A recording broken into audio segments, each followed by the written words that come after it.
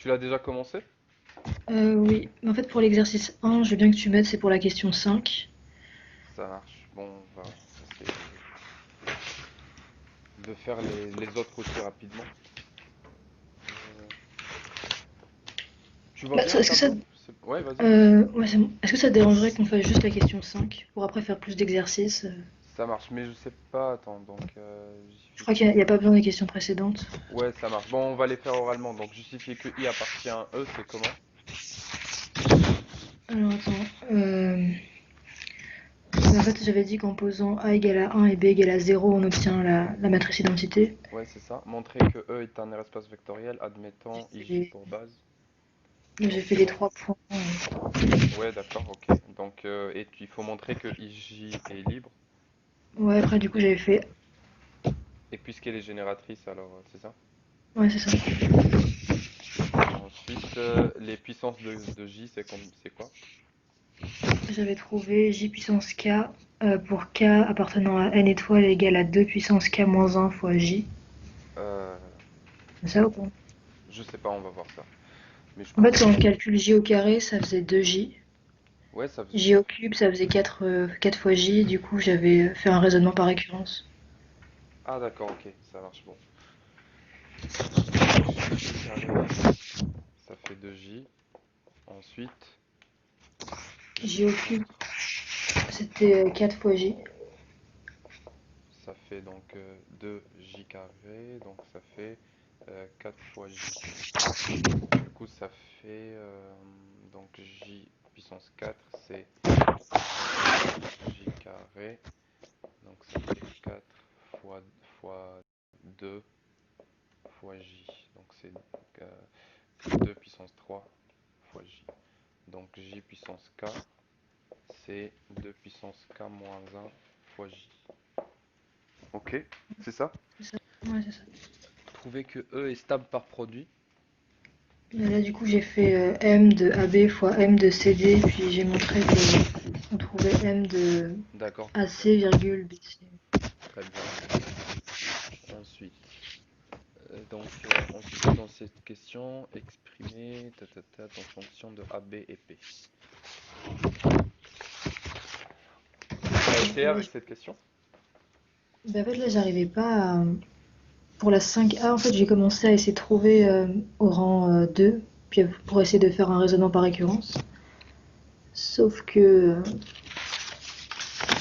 Pour j'avais la fait quoi? puissance, donc ici en fait, t'as deux matrices qui commutent. I et J commutent. IJ est égal à GI. Donc tu peux appliquer le binôme de Newton. Parce que ici tu as A, la matrice MAB. MAB c'est A fois I plus B fois J. Du coup, si tu fais. Tu vois bien le tableau? Non, c'est très bien. Ouais. Du coup, si tu fais M puissance P, c'est AI plus B J puissance P. Et puisque les deux matrices commutent, alors on a le droit d'appliquer le binôme de Newton. Et du coup, ça fait la somme de K parmi P, K allant de 0 jusqu'à P, donc ici, ce qu'on va faire, la puissance K, on va la mettre sur J, donc B J puissance K, fois A identité puissance P moins K.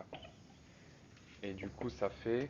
euh, ici, donc on a trouvé que J puissance K, c'est 2 puissance K moins 1 fois J. Mais est-ce que ça marche aussi pour K égale 1 ou pour Pour K le 1, oui. Mais pour K égale à 0, ça fait l'identité, du coup.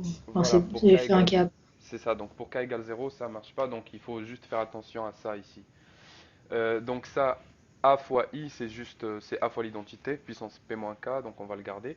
Donc on va réécrire ça, c'est la somme de K parmi P de Ah, A mais du coup, en fois fait, là, ce que tu fais, c'est que tu sépares, tu fais deux cas, c'est ça? Tu fais pour K égale à 0, puis pour K qui varie de 1 à P. C'est ça, ouais. Mais après, bon, Ok. si tu laisses juste comme ça, ça marche aussi. Parce que ça, si on veut traduire J puissance K comme ça.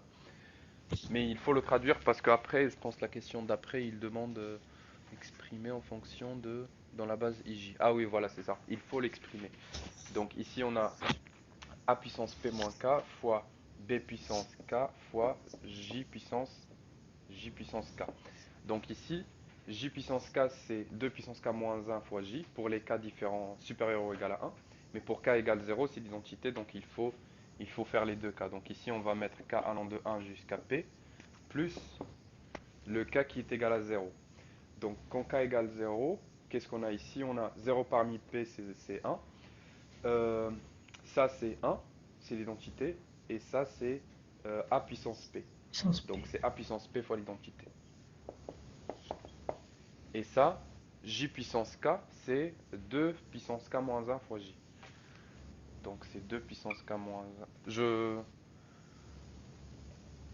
C'est bon, je peux écrire ici sur la même ligne? Oui, oui. 2 puissance K moins 1 fois J. Et du coup, là, puisqu'on a J en facteur, donc on peut factoriser. Donc on a ces J facteur de la somme des K parmi P fois A puissance P moins K fois B puissance K fois 2 puissance K moins 1. De K allant de 1 jusqu'à P. Plus A puissance P fois I. Donc ça, c'est la puissance de M.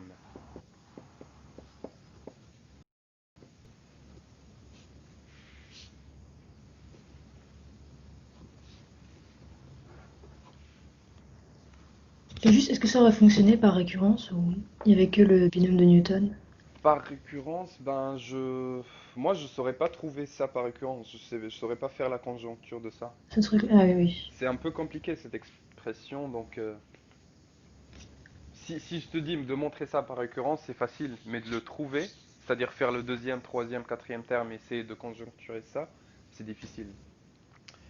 Du coup, en fait, l'idée ici, c'est quand tu as une somme de matrices, tu as une somme de matrices, donc on a cette matrice-là plus cette matrice, les deux matrices commutent, quand on fait la puissance, alors on peut appliquer le binôme de Newton.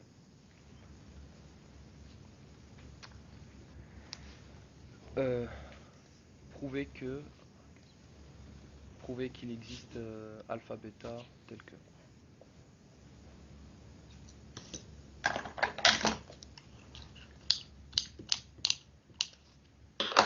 Pour l'autre question? Bah, du coup, pour la B, j'avais calculé m au carré Ouais, voilà, il est plus simple. et j'avais trouvé que. Enfin, j'avais réutilisé la question 4 avec la stabilité par produit. Je sais pas si ça aide en fait, mais du coup, j'avais trouvé que c'était égal à m de a au carré, virgule 2b carré plus 2 fois ba. Ça Voilà. fait le produit, ouais. Ouais. Euh, Parce qu'en fait, après, j'ai essayé de refaire encore à nouveau une récurrence, mais je pense que c'est pas ça. non, t'as pas besoin d'une récurrence parce que t'as juste la puissance carrée. T'as juste puissance carrée, donc pas besoin de faire une récurrence. Donc ici, pour cette question, donc ce qu'on va faire, on va faire la puissance 2. Très simple. Et on va essayer de trouver l'expression demandée. Donc on a m carré. C'est pour n'importe quelle matrice. Ouais, c'est ça. Ouais.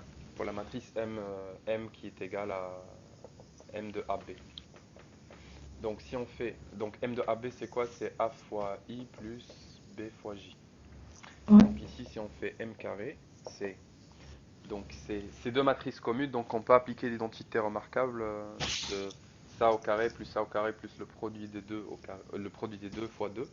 Donc ça fait, Ah oui, c'est encore un autre, c'est le binôme de Newton à nouveau. ouais voilà, c'est aussi un binôme de Newton, ouais. Donc ça fait A fois I carré c'est I plus 2 fois A 2 fois AI fois BJ plus BJ au carré. Donc c'est B carré fois J carré. Et du coup, ça fait A carré fois l'identité plus 2AB fois J plus B carré fois. Donc J carré, c'est 2J. Donc ça fait 2J. Et du coup, maintenant, ce qu'on va faire, on veut montrer que M carré, donc ce qu'on veut montrer, c'est que M carré est égal à, est égal à alpha M plus bêta I. Ouais, c'est ça. Donc ici, il faut qu'on essaye de trouver le alpha m d'abord. Donc m, c'est c'est AI plus BJ. Ici, on a les termes en J. Donc ce qu'on va faire, on va essayer de factoriser par J. Donc c'est J facteur de par BJ même. On va essayer de factoriser par BJ.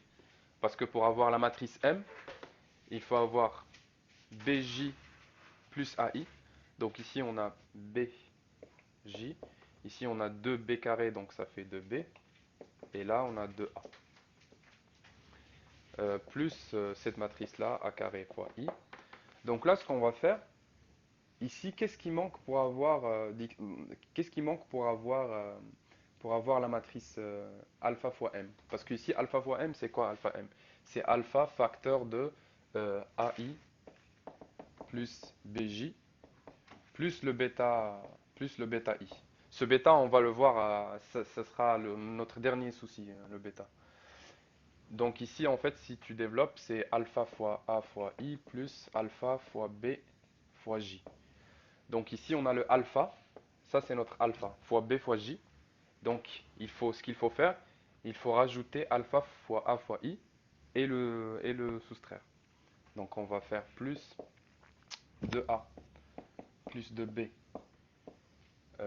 fois A fois I, moins la même chose. Ah oui, désolé, tu pourrais réexpliquer.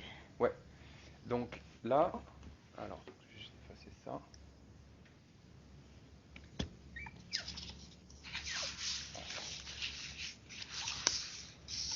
Donc, jusque-là, tu es d'accord avec le calcul? Ça, c'est juste un calcul, jusqu'ici. Mhm. Ça, c'est m carré. On a trouvé ça. Ce qu'on essaye de montrer, c'est que m carré est égal à alpha fois m plus bêta fois i. M, c'est quoi? C'est AI plus BJ. Donc là, ce que je fais ici, c'est que je pars de la réponse. Je pars de la réponse pour essayer de voir ce qu'on doit montrer pour le montrer. Parce que si on ne sait pas ce qu'on doit montrer, on ne peut pas le montrer. Et Ok. du coup, ce qu'il faut montrer, c'est ça. Il faut montrer que m carré est égal à alpha fois AI plus BJ, donc c'est alpha fois A fois I, plus alpha fois B fois J, plus bêta I. Et du coup, là, ça devient plus simple parce que c'est juste une question de trouver alpha et bêta. Et on va faire ça à peu près entre guillemets par identification. Donc regarde ici ce qu'on a trouvé. M carré, on est arrivé là. A carré fois I plus quelque chose fois B fois J. Donc ici, on a quelque chose fois B fois J. Donc ça va être notre alpha. Le 2A plus 2B va être notre alpha. Ok. Et du coup, ce qu'on va faire pour retrouver ce terme-là, ben, on va le rajouter et on va le soustraire. Donc on va faire plus 2A fois 2 plus 2B, donc 2A plus 2B fois A fois I, moins la même chose.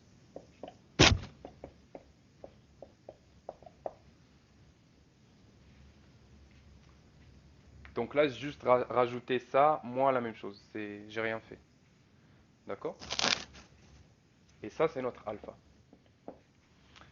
Pourquoi j'ai fait ça?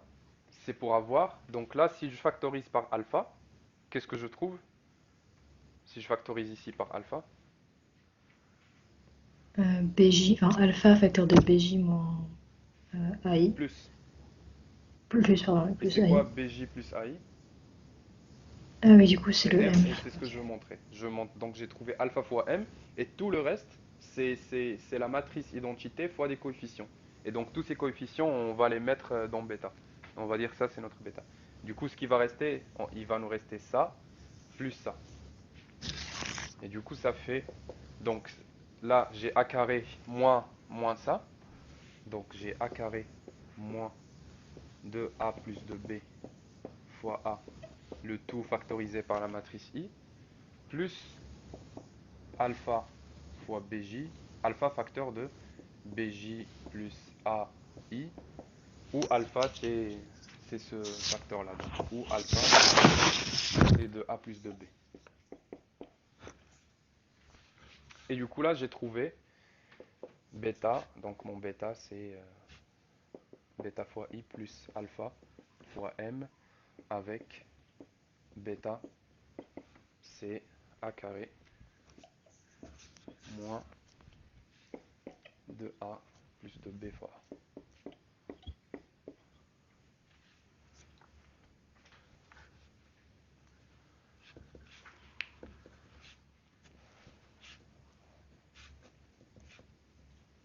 Bébé, ah bébé, ton gâteau il est en train de cramer.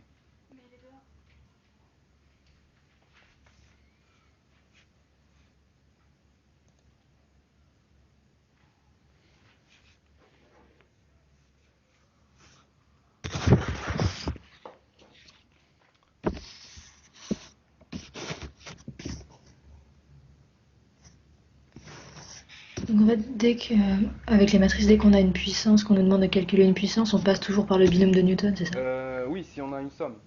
Si on a la somme de deux matrices avec une puissance, et si les matrices commutent, si les deux matrices commutent. Parce que si les matrices ne commutent pas, on ne peut pas appliquer le binôme de Newton. D'accord? Ok. Pourquoi par exemple si on prend juste le cas du carré d'une matrice, le carré de deux matrices, par exemple, supposons on a A plus B au carré. A plus B au carré, c'est quoi réellement? C'est quoi? C'est A plus B fois A plus B. Donc si on développe, on trouve A carré plus A fois B plus B fois A plus B carré. Ici, A fois B plus B fois A, s'ils sont différents, on ne peut pas dire que c'est 2 fois AB. Si A fois B est différent de B fois A. Si AB est différent de BA, on ne peut pas dire que AB plus BA c'est 2AB. Et du coup, pour appliquer le binôme de Newton, il faut que les deux matrices commutent. S'ils ne commutent pas, on peut faire juste un produit, juste le produit comme ça, et on s'arrête là. D'accord. Voilà, du coup ici en fait, tu as compris l'idée ici, on nous demande de montrer que m carré est égal à un coefficient fois m plus un autre coefficient fois i. Bah, ce qu'on fait, on fait le calcul et on essaye de se ramener à ça. Et pour se ramener à ça, bon, on sait qu'on va trouver des coefficients. On regarde d'abord quelle est la matrice la plus importante ici. Bah, la matrice la plus importante, c'est M, parce que J on l'a une seule fois. Il se répète pas, on l'a une seule fois en fait, le J. Et du coup, on essaye d'abord de trouver cette expression-là. Et tout ce qui reste, ça va être des i, donc des matrices identités fois des coefficients. Et on sait que il faut pas avoir peur des termes qui vont rester, parce qu'on sait qu'on peut tous les mettre, on peut tous les mettre en facteur de i, et du coup on n'aura aucun problème. Voilà, donc l'idée c'est de trouver d'abord le alpha de m, et ensuite ce qui reste va aller dans la matrice. Euh, Prouver qu'il existe deux réels alpha bêta, montrer que la matrice est inversible et donner son inverse. La matrice n.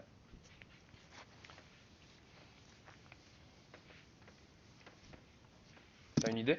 Là, j'avais fait la méthode quand on trace le trait et qu'on fait avec la matrice identité à droite. Donc c'est le pivot de Gauss. Ouais, ouais, c'est ça.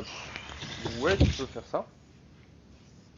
Tu peux faire ça. Mais je pense que je me suis plantée à un endroit parce qu'à la fin, j'ai trouvé le premier coefficient, enfin, j'ai trouvé une matrice qui est diagonale et ça fait 3, 6, 6 jusqu'à l'avant-dernière ligne, enfin un coefficient diagonal, puis 4. D'accord. Comment tu sais que tu t'es trompé? Mais quand je fais n fois n-1, j'ai un problème avec le 4. Très bien. Et je comprends pas en fait. Sinon, si par exemple, au lieu de te poser cette question, je te demande de montrer par exemple que on a une matrice M telle que m carré est égal à alpha m plus bêta i et, Ah oui, ah, et mon Dieu. bêta est différent de zéro. Bêta est différent de zéro. Est-ce que tu sais montrer que la matrice M est inversible? Oui. Quand on fait passer tous les m à Voilà. gauche, on factorise par m et oh là là. Ouais. Ça, pourquoi cette matrice commute avec M? Euh, ce qu'on a montré avant.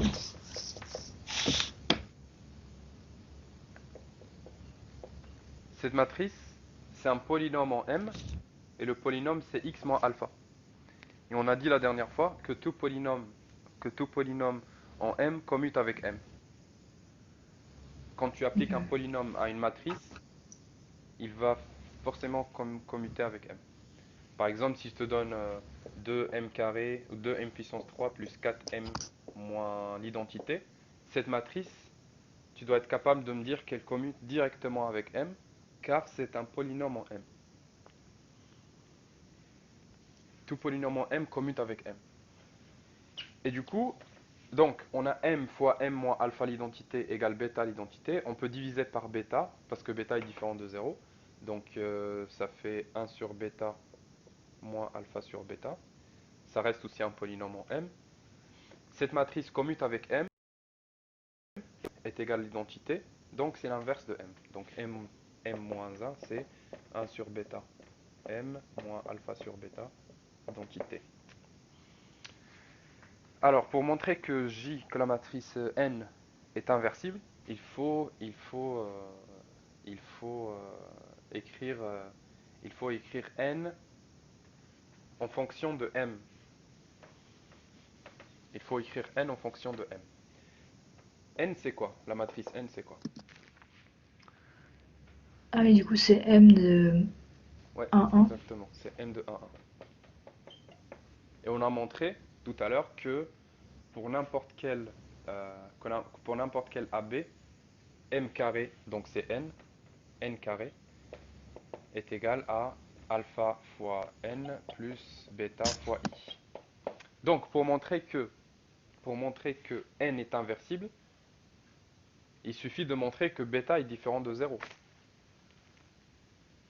Le bêta, on peut mettre un petit indice là, ici, bêta indice n, bêta indice n. Et du coup, on a n carré. N, je vais ramener ce terme à gauche. Donc n facteur de alpha n moins l'identité est égal à bêta. Bêta indice n fois l'identité. Ou alpha indice n égale bêta indice n égale. Tu peux me rappeler les expressions de alpha et bêta, s'il te plaît? Ouais.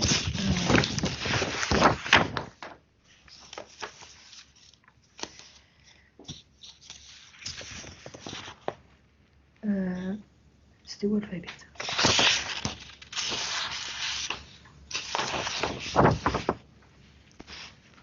C'était quelle question? Je suis désolée, C'est c'était juste quelle la question? question d'avant.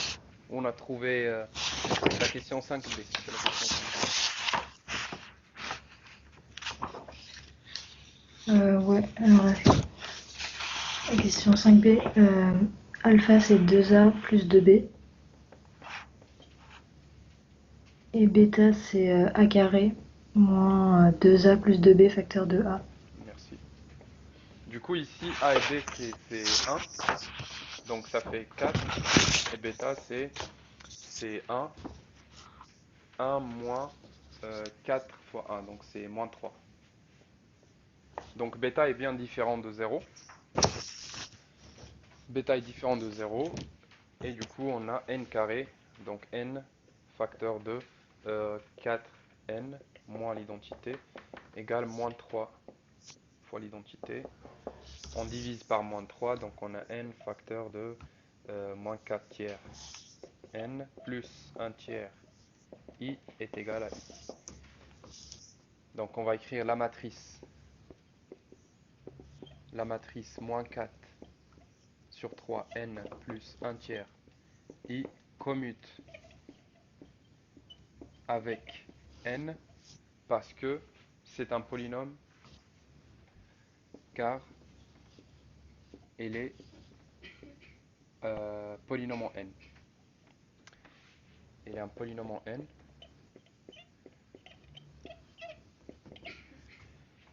Donc n est inversible avec n-1, c'est la matrice moins 4 tiers n plus un tiers identité.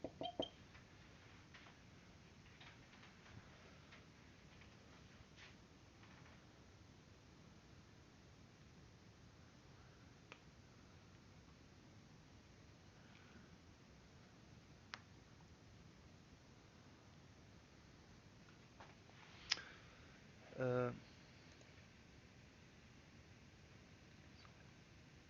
ouais. Juste pour la troisième ligne, pourquoi c'est n facteur de alpha n moins i?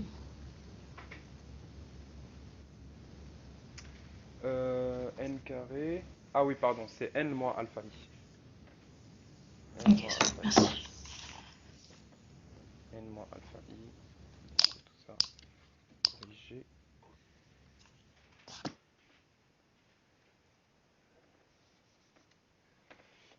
Donc n moins alpha i. Ici, on va avoir alpha c'est 4.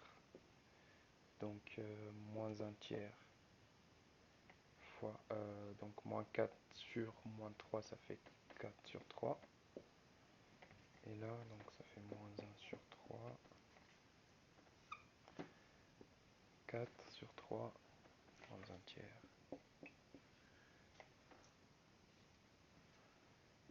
4 sur 3. Ouais, c'est moins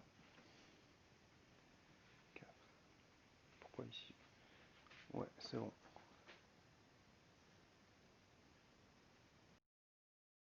C'est bon, il n'y a pas d'erreur ici de calcul? C'est un moins ici. Ok, Non, je pense pas. très bien. Du coup, voilà, donc quand tu as un polynôme annulateur d'une matrice, avec le coefficient, avec le coefficient, euh, avec le coefficient du terme en identité différent de 0, cette matrice est toujours inversible.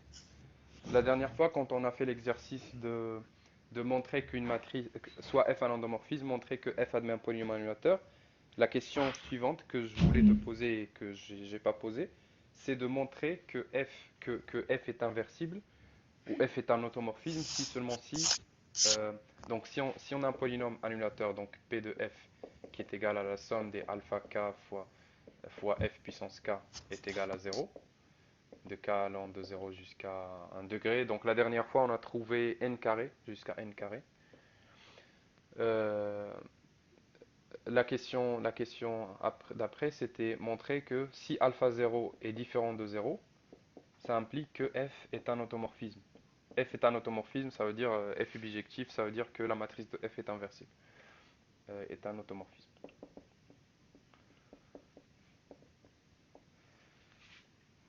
Et du coup, donc c'est la même chose qu'ici, donc c'est ce qu'on a fait là. Si on a le alpha 0 qui est différent de 0, ça veut dire quoi? Ça veut dire alpha 0 fois f0. F0 c'est quoi? C'est l'identité. Donc alpha 0 fois l'identité, plus alpha 1 fois f, plus alpha 2 fois f carré, etc. Jusqu'à alpha n carré, ou on va dire alpha d, jusqu'à un degré d, peu importe. Alpha d fois ft est égal à 0. Donc c'est la même chose. On va factoriser ici par les f. Donc ça fait alpha 0 fois l'identité, plus f facteur de alpha 1 fois l'identité, plus alpha 2 fois f, etc. jusqu'à alpha d fois f puissance d-1 est égal à 0. Et on ramène ce terme. On va ramener par exemple ce terme à droite. Donc on a f alpha 1 fois l'identité, plus alpha 2 fois f, etc. jusqu'à alpha d fois f puissance d-1 est égal à moins alpha 0 fois l'identité. Et puisque alpha 0 est différent de 0, donc on peut diviser par alpha 0. C'est exactement ce qu'on a fait ici. Donc on divise par alpha 0, on a f facteur. Ici le produit c'est rond, c'est le composé. Donc moins alpha 1 sur alpha 0 fois l'identité, moins alpha 2 sur alpha 0 fois f, etc. Moins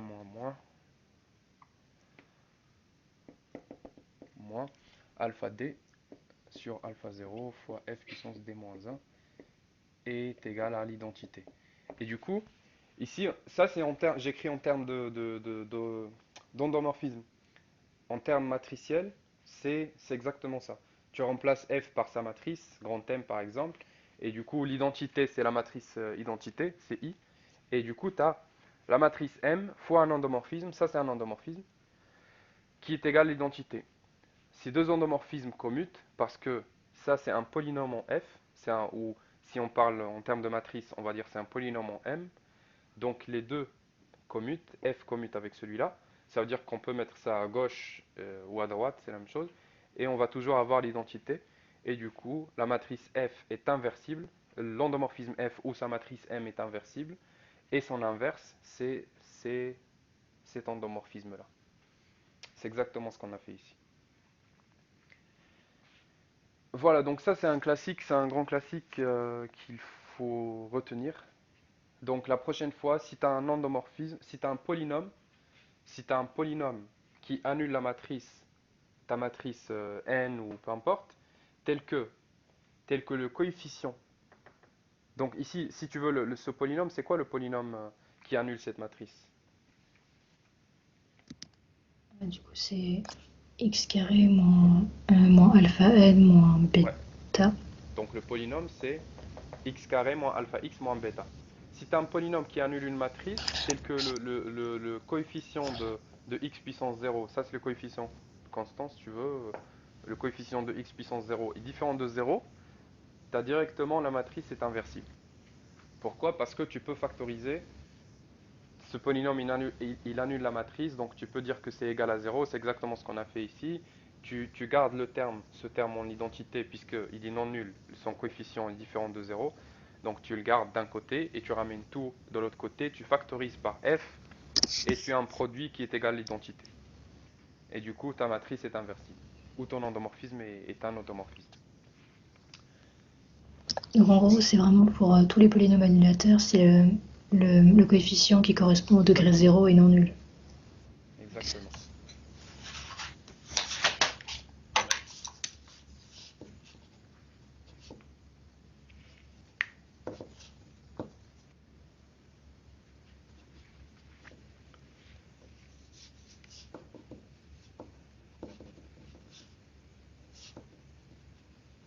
Alors, quand tu auras fini d'écrire, je te laisse proposer des réponses à la question 7A.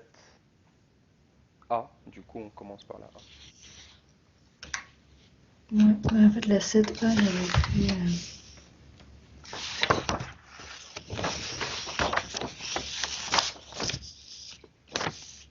Ah oui, non, juste avant, est-ce qu'on peut juste revenir sur ce que j'avais essayé de faire par Oui, rapport bien à sûr. la. La méthode de Pour Gauss. n, pour montrer que c'était inversé. Ouais, parce qu'en fait, je vois pas du tout, j'arrive pas à D'accord. voir où je me suis C'est trompée. quoi, comment tu fais la méthode de Gauss? Et du coup, j'avais pris le Ouais. pivot, j'avais pris le premier coefficient en haut à gauche, et après, j'avais dit que je prenais, enfin, que la ligne LI prenait la valeur 2 fois LI moins L1 pour I qui allait de 2 à N. Mhm. Et après, du coup, bah, j'ai appliqué ça. Puis la fois d'après, j'ai fait ça avec le pivot qui était tout en bas à droite. Ouais. Je sais pas si t'arrives à voir. C'est centré Ouais, ou je vois. pas?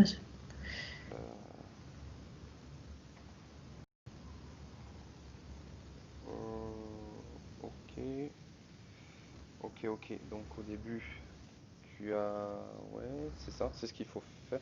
Euh, Attends. Euh, ok, bon, on va essayer de faire. On va essayer de la refaire. Du coup, on a 2.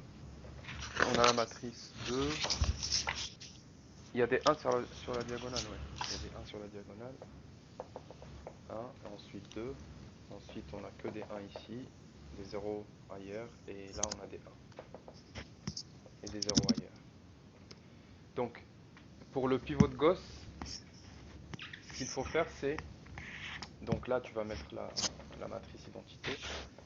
Ce qu'il faut faire, c'est, au début, tu vas commencer d'abord euh, par mettre des zéros en dessous de la diagonale. Tu commences par ça. Tu mets des zéros Mhm. à chaque fois. Tu essayes de mettre, tu essayes d'éliminer un seul zéro sur chaque colonne. Une fois, t'as plus aucun zéro en dessous de la diagonale, c'est après, c'est à ce moment-là que tu peux commencer à éliminer les autres qui sont là. Et du coup, voilà, donc si tu veux, on commence par ça en descendant. Une fois on n'a plus de zéro, on n'a que des zéros ici, on commence du coup ensuite par éliminer les coefficients non nuls ici pour avoir la matrice identité. Donc, par exemple, là, il faut commencer par quoi? Il faut commencer par, il faut éliminer, il faut ne plus avoir ce un ici. On veut un zéro.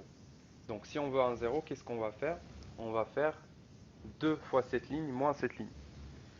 D'accord? Donc ça fait. Je pense que tu as déjà Mhm. fait ça. Ouais, c'est ça ce que j'avais fait. Enfin, j'avais généralisé à Ouais, toutes les la même lignes en chose. Donc dessous. c'est 2L1, 2L2 moins L1. Et c'est la même chose pour toutes les autres lignes. Donc ça fait. La première, on la touche pas, c'est 2, 0, 0 jusqu'à 1. Et là, on a 0, 2, exact, 2. Voilà. Pour toutes les autres, donc c'est 2 fois LI moins L1. Toutes les autres lignes, c'est 2 fois LI moins L1. Et du coup, on va avoir nos zéros ici. Et sur la diagonale, on va avoir des 2. On va avoir des 2, 2, 2, 2, 2, 2, jusqu'à la dernière qui est 4.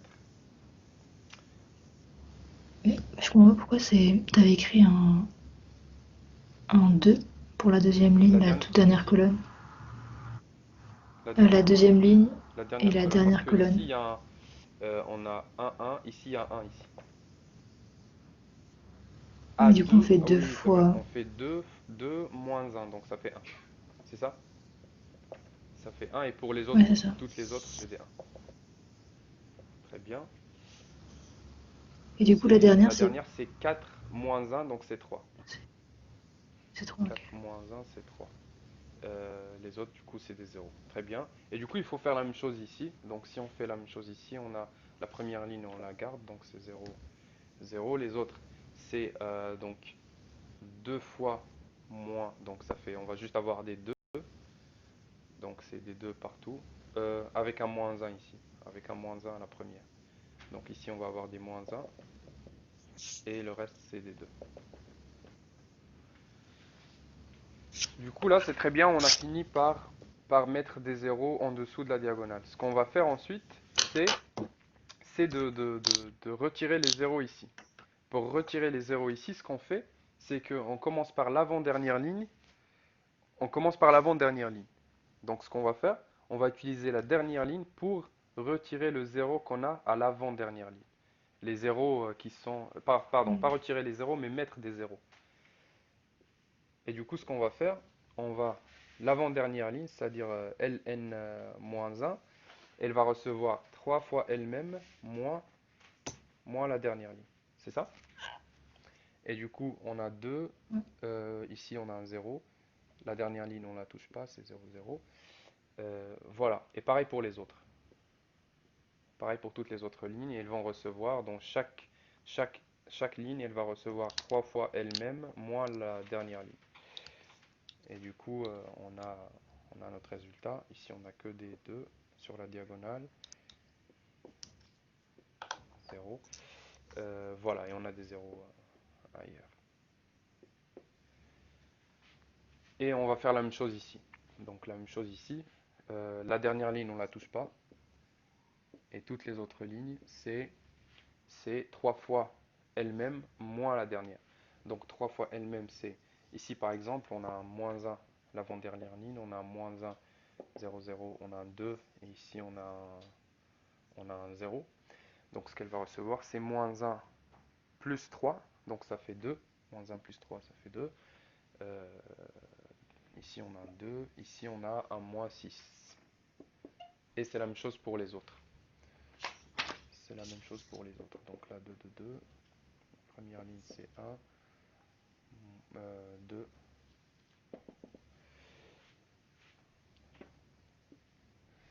Moins 6, le moins 6, donc il va rester. Donc, non, c'est pas moins 6, c'est moins 2. C'est pas moins 6 parce que on fait moins la dernière. Donc c'est juste moins 2. Moins 2 partout. Moins 2. Et le reste, c'est des zéros. C'est pas moins 2 dans la colonne la première colonne de gauche? Non. Euh, Ouais, alors, je crois que je me donc trompe. là, par exemple, cette ligne, c'est 3 fois elle-même, c'est 3 fois elle-même, moins, moins la dernière. Donc c'est 3 plus 1. Donc c'est 4. Ouais, mais je veux dire, mais les lignes du dessous, en fait, c'est... Attends, donc là, je pense que c'est 4. Donc la première ligne, c'est 3 fois elle-même, moins la dernière. Donc c'est 3 fois 1, plus 1, donc ça fait 4. Et le reste, c'est 0. Et ici, on a moins 2. Pardon, tu m'as dit quoi? C'est quoi ta...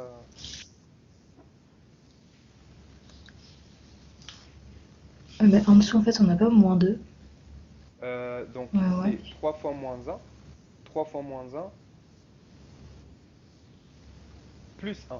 3 fois moins 1, donc c'est moins 3, plus 1, c'est moins 2. Ouais, c'est moins 2. Moins 2, moins 2, moins 2, moins 2 partout, c'est moins 2. Et les autres, c'est 3 fois, les autres, c'est 3 fois 2, moins la dernière qui est 0. 3 fois 2, c'est 6 du coup les autres. C'est ça? Les autres, c'est 6. Les autres lignes, c'est des 6. Attends, je suis en train de... Ouais, Pour la diagonale? parce que c'est 3 fois LI moins la dernière ligne. Donc 3 fois Ah 2 c'est oui. 6, moins 0. Donc là, on avait des zéros. Il n'y a que des zéros ici. Donc 3 fois 2 6, moins 0 6.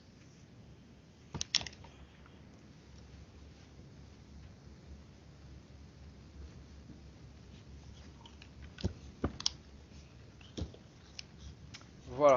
Et du coup, ensuite, comment on fait pour trouver l'identité ici? Après, moi, j'avais multiplié pour avoir 6 en diagonale. Ouais. Donc tu as multiplié par quoi? Mais j'ai fait la ligne... de la première ligne à la n-1e, j'avais multiplié D'accord. par 3. Et pour la dernière, Pourquoi? c'était par 2. Pourquoi tu vas avoir 6? Bah, pour pouvoir faire 6 D'accord. fois in. Et du coup, donc tu vas avoir 6 fois IN ici, donc 6 fois l'identité. Et là, tu vas avoir donc 2 fois, tu as fait 3 fois toutes ces matrices-là, donc 3 fois 4 c'est 12, 3 fois moins 2 c'est moins 6, 3 fois moins 2 c'est moins 6, 3 fois 6 c'est 18, 18, et ici moins 6, moins 6, 18, 18. Et la dernière, tu l'as multipliée par 2, donc c'est moins 2, 0, 0 jusqu'à 4. D'accord. Et ensuite,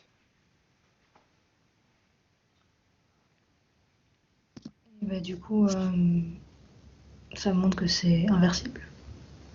Non. Enfin, l'inverse, du coup, c'est un sixième fois le ouais, n-1, là, enfin, la partie à droite. La oui, matrice qui c'est est à ça, d'accord. droite. Et du coup, tu as trouvé la même chose qu'on a trouvé tout à l'heure avec le calcul? Et déjà, ici, Mais en fait, je m'étais trompée à ici la... c'est bon ou on s'est trompé quelque part? Ah, je sais pas, parce que moi, j'avais fait une erreur, en fait. C'était juste D'accord. là. J'avais zappé pour les moins un ici, j'avais mis des zéros, donc c'était Ouais, faux. c'est ça, il faut faire attention avec ces méthodes où il y a beaucoup de calculs à faire. Il faut être très attentif. C'est pour ça que moi, je préfère, quand il y a une méthode où il n'y a pas de calcul, je préfère l'utiliser. Parce que c'est très facile de se tromper dans les calculs. Ok. Déterminer la dimension. Quelles sont les valeurs propres possibles de M? Ouais, voilà, donc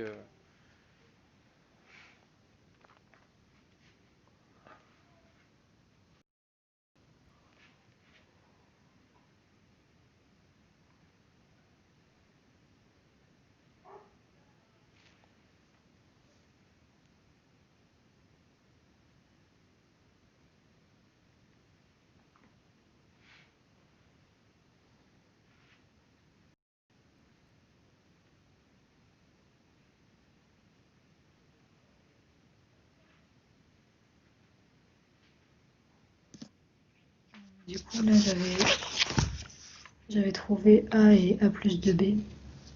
Comment? Comment tu as fait? Mais en gros, j'ai fait M moins, A moins lambda IN. Et après, en fait, j'ai fait un pivot de Gauss en inversant la première et la dernière ligne enfin, pour pas avoir un lambda en pivot. Tu as fait M moins lambda IN et tu as cherché les lambdas tels que cette Ouais, matrice n'est pas inversible, c'est ça? ouais, c'est ça. Ouais. C'est... T'as beaucoup d'énergie si tu fais ça. En Ah fait, ouais? ça va, c'est pas si long que ça, Parce qu'il y hein. a beaucoup plus... il Ouais, y a non, beaucoup plus simple que ça. je pense que... Mais Ah, d'accord, donc tu as trouvé quoi? Ah ouais, ah ouais, c'est une page déjà. Ça va, non, mais ça j'écris va. mal aussi, donc je fais des grandes D'accord. T'as matrices. trouvé quoi du coup comme valeur propre? Du coup, j'ai trouvé A et A plus 2B.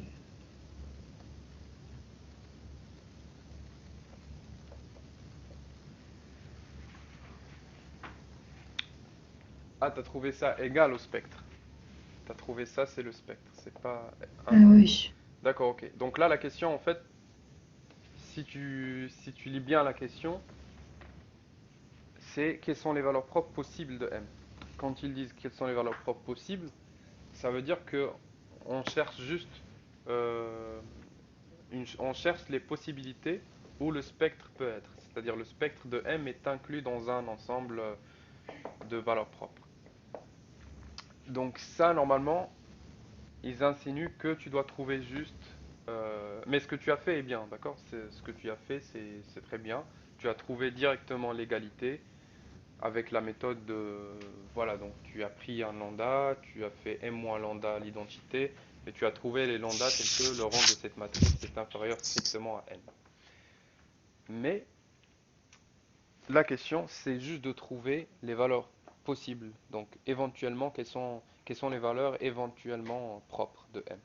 Donc ici, M, on a vu tout à l'heure qu'elle vérifie, elle vérifie, elle est annulée par le polynôme M moins alpha B, ou x carré moins alpha x moins bêta. Donc, ou alpha, alpha c'est 2a plus 2b, et bêta c'est a carré moins 2a plus 2b fois a, si je ne me trompe pas. Du coup, ce polynôme-là, P de x, le polynôme P de x qui est égal à x carré moins alpha x moins b, moins bêta, est un polynôme annulateur de M.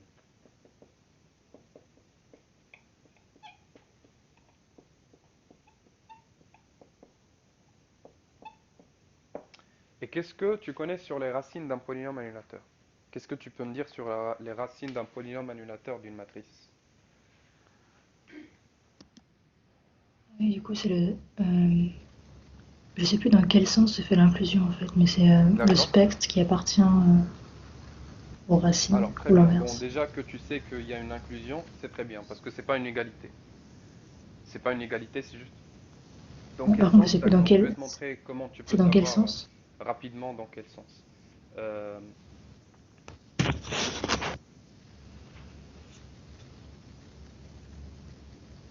Regarde, si tu as par exemple la matrice identité, on va dire, on va prendre juste la matrice identité de taille 2. Cette matrice, quelles sont ses valeurs propres? Pardon? Ouais, voilà. Donc le C'est un. spectre Enfin, de il y en a une. l'identité, c'est 1. Est-ce que tu peux me donner un polynôme annulateur de la matrice identité?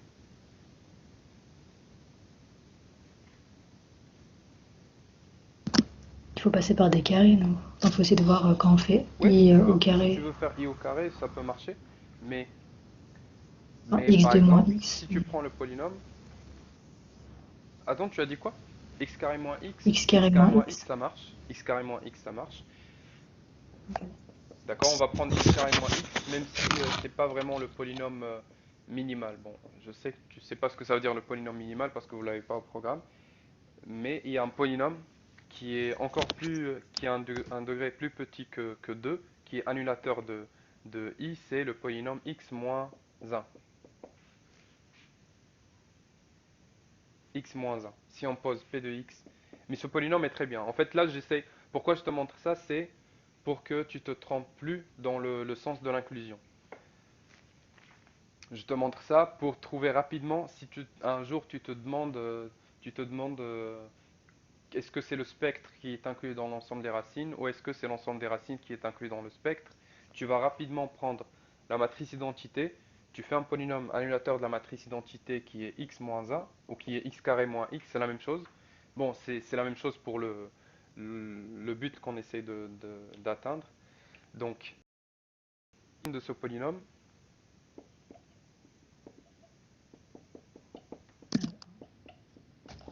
c'est 1. D'accord? Donc, de ce polynôme, c'est 1. Regarde par exemple si on prend ce polynôme fois x, exactement, on va prendre ce polynôme-là. Parce qu'en fait, ce que je voulais faire après, c'est multiplier ce polynôme par, par un autre polynôme, et il va toujours rester annulateur de i. Il va toujours rester un annulateur de i. Regarde, par exemple ici, on a x moins 1. Si on multiplie ce polynôme, donc on va prendre par exemple q de x, c'est x moins 1 fois par exemple x plus 2. Ce polynôme-là, il est aussi annulateur de la matrice i. Pourquoi?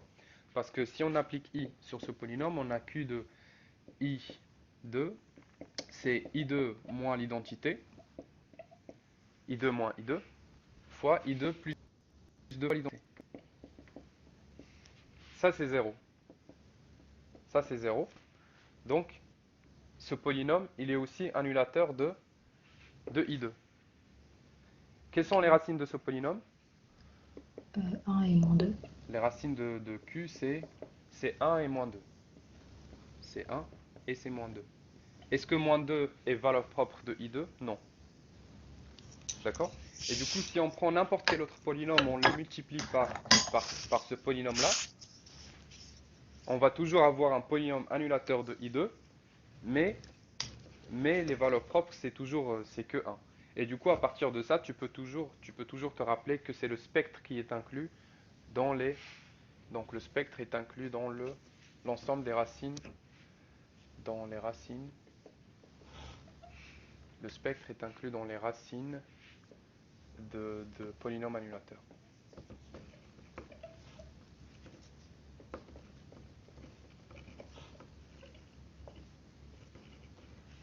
Parce que si on a un polynôme annulateur et on fait le produit de ce polynôme par un autre polynôme, on retrouve toujours un polynôme annulateur.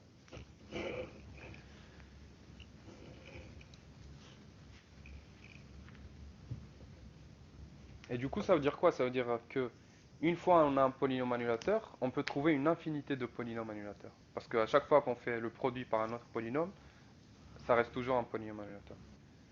Et donc une matrice, elle ne peut pas avoir une infinité de valeurs propres. Donc on ne peut pas dire que c'est l'ensemble des racines qui est inclus dans le spectre.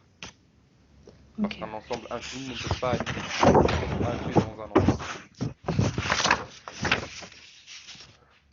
Voilà, du coup c'est ça. Si un jour tu oublies est-ce que le spectre qui est inclus dans les racines du polynôme ou est-ce que c'est l'inverse, ben tu fais ça, tu prends la matrice identité, tu te dis c'est quoi un polynôme annulateur. Tu peux prendre celui-là si tu veux, mais voilà, celui-là il répond directement à ta question. Parce que celui-là, les racines de ce polynôme, c'est 0 et c'est 1.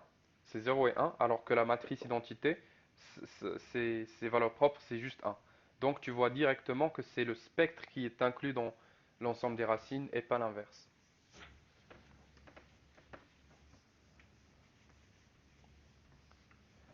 Voilà, du coup, ce polynôme est un polynôme annulateur de M.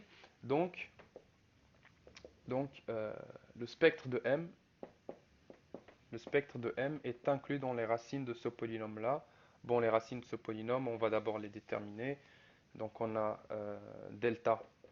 Delta, c'est alpha carré moins 4, donc plus 4 bêta. C'est alpha carré plus 4 bêta.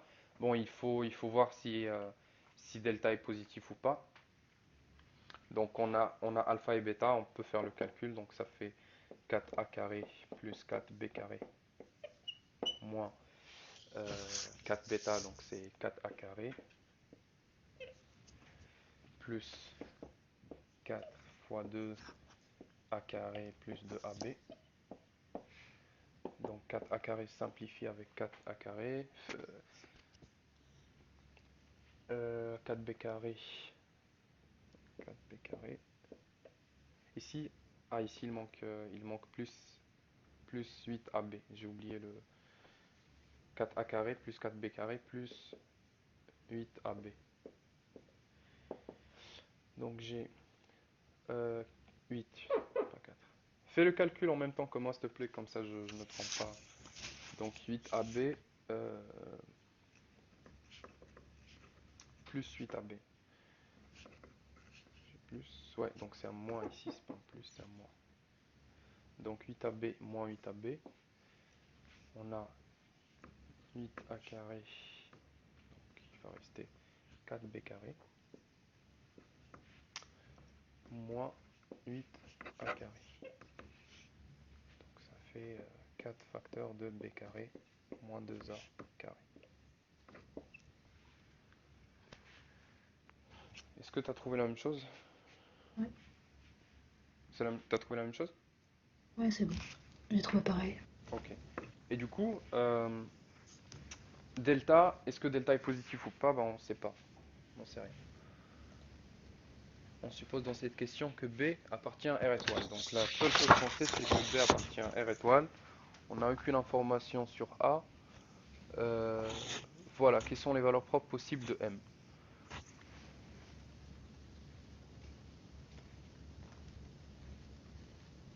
Ouais.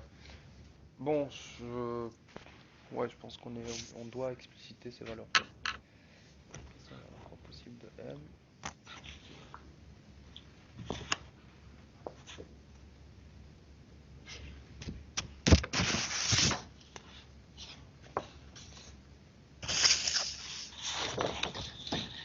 Sinon, on peut tricher un petit peu. On peut tricher dans cette question. C'est-à-dire, on peut ne pas résoudre ce-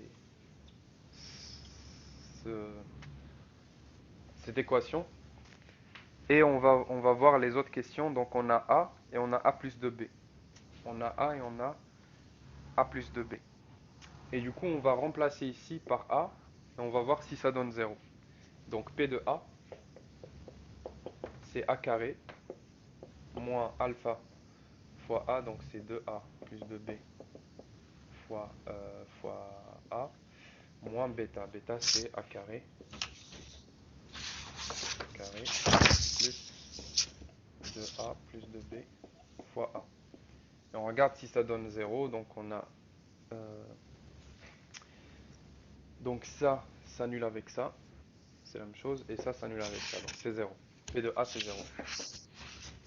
P de B, pas de B mais de A plus de B, P de A plus de B, c'est la même chose, donc on va remplacer donc A plus de B au carré, moins alpha, alpha c'est 2A plus de B fois A plus de B, moins, moins bêta. Donc c'est moins A carré plus 2A plus 2B fois A. Et du coup, on fait le calcul.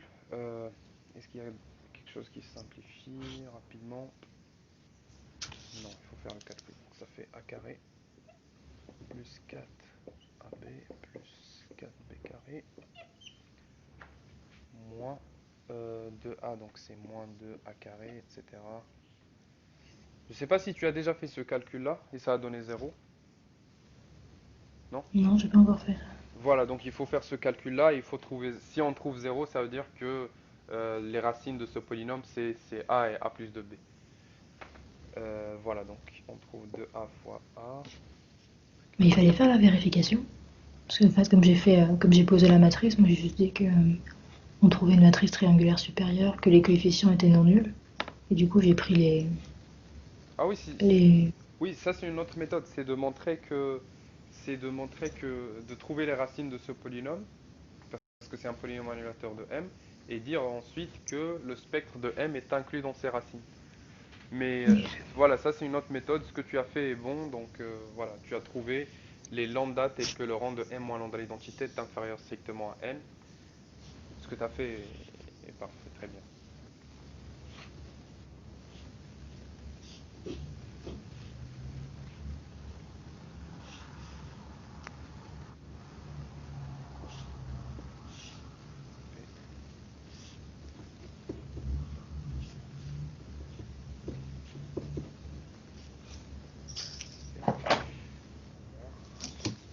De AB, de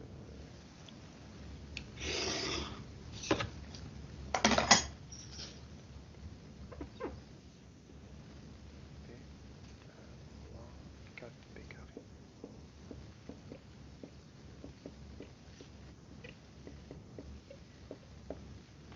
Voilà, du coup on a A carré qui simplifie avec A carré.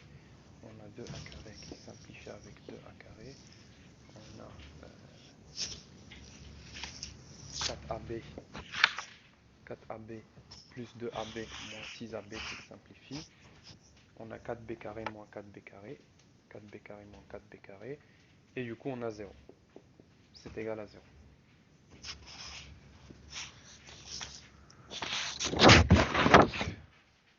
Donc on a trouvé que A et A plus 2B sont des racines de ce polynôme.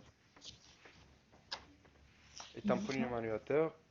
Les racines de P,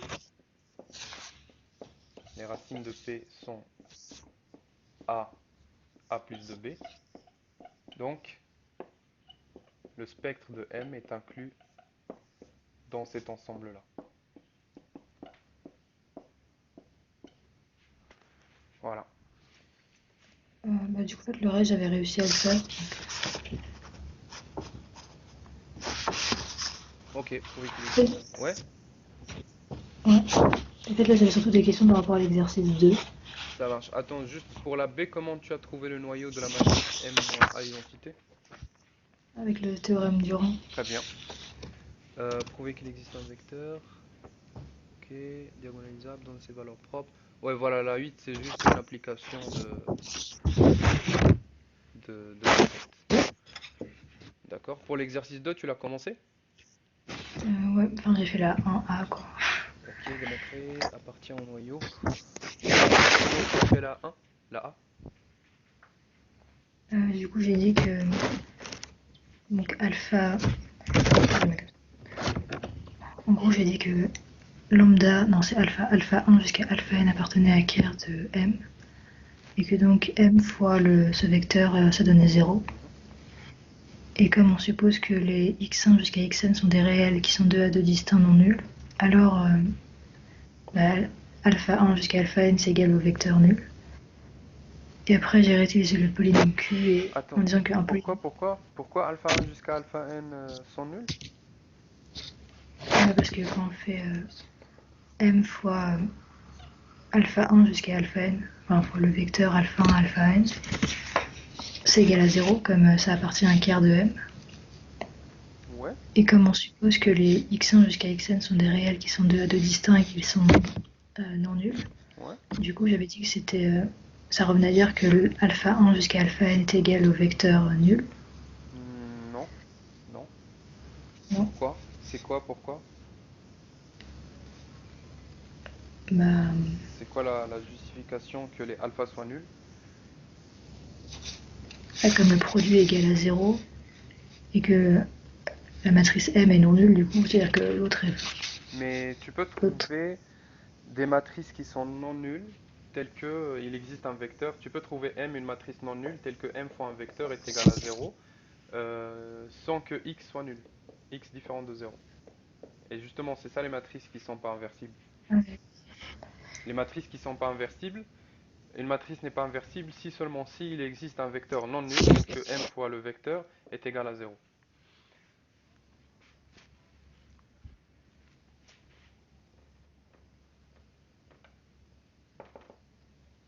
Allez, je te donne une deuxième chance pour répondre à la question.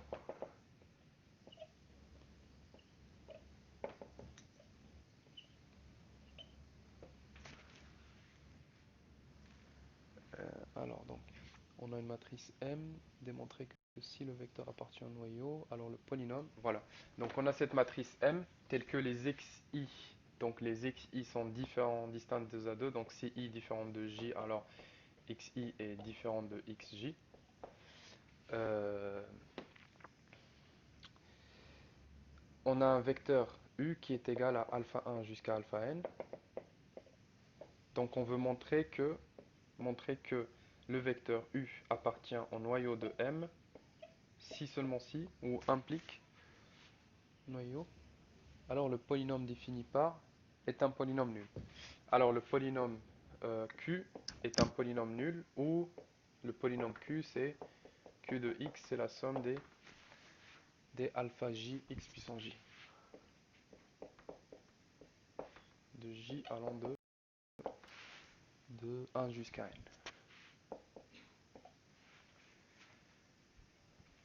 Pour montrer qu'un polynôme est nul, comment tu fais pour montrer qu'un polynôme est nul? C'était la fin, je disais que il est nul si et seulement si tous ses coefficients sont nuls. Oui, si seulement si tous ces coefficients sont nuls. Il y a aussi une autre condition suffisante pour qu'un polynôme soit nul. Ah, avec les degrés, non, je sais pas. Ouais, s'il admet,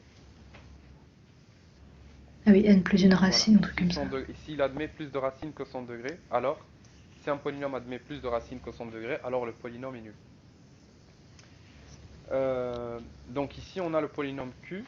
Il faut montrer, entre guillemets, si on arrive à montrer qu'il admet plus de racines que son degré, donc ici son degré c'est n, le degré de Q c'est n. Si on montre que ce polynôme admet n plus une racine, alors c'est le polynôme nul.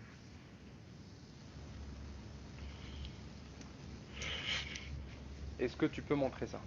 Que Q admet n plus une racine?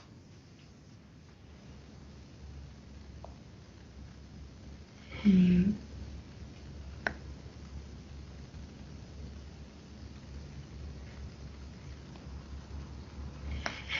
Est-ce que c'est avec les vecteurs alpha 1? Oui, bien sûr, ouais.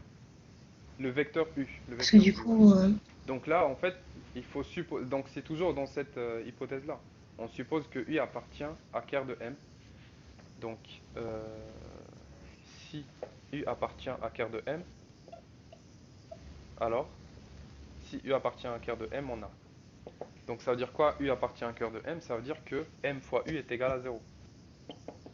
C'est la définition d'un vecteur qui appartient au noyau d'une matrice. Donc M fois U est égal à 0, alors ça veut dire quoi? Ça veut dire que, bon, on va écrire ça sous forme vectorielle, est égal à 0, 0, 0. M fois U, c'est quoi? Donc c'est la matrice M fois le vecteur U. Donc c'est x1 fois alpha 1 plus x1 carré fois alpha 2, etc. Donc c'est la somme des alpha j x1 puissance j. Donc c'est la somme des alpha j x1 puissance j pour la première ligne, de j allant de 1 jusqu'à n. Et pareil pour les autres. La somme de alpha j xn puissance j de j allant de 1 jusqu'à n. Donc toutes ces sommes-là, elles sont nulles. Donc ça veut dire quoi? Ça veut dire que quel que soit j appartenant à 1 n, q appliqué à x, quel que soit i on va dire, quel que soit i appartenant à 1 n, q de xi est égal à 0. Parce que ça, la première ligne, c'est quoi? La première ligne, c'est q de x1, la deuxième, c'est q de x2, etc. La dernière, c'est q de xn. Donc ici, on a trouvé combien de racines? N, ouais. Et il manque une racine. Au moins une racine. Si on trouve une racine, c'est bon, on a montré que q est le polynôme nul. Est-ce que tu peux... du coup, on peut prendre le vecteur Oui, nul. voilà, on prend le 0, pas le vecteur nul, mais le 0. Q de 0, ici, d'après l'expression de Q, il n'a pas de coefficient en 0. Parce que regarde ici, le Q, il commence de 1. Il commence par J égale 1. Ça veut dire que il n'a pas le coefficient alpha 0 fois x puissance 0, ce coefficient il a pas, ce coefficient il est nul. Donc on commence par alpha 1 fois x1 fois x plus alpha 2 fois x carré, etc. Jusqu'à alpha n fois xn. Et du coup, puisqu'on n'a pas le premier coefficient, le alpha 0 on l'a pas, donc ce polynôme-là, il s'annule en 0. Q de 0 est égal à 0, car, bon voilà, il n'y a même pas besoin d'expliquer parce que voilà, on l'a ici. Si on remplace x par 0, on trouve 0. Q est donc un polynôme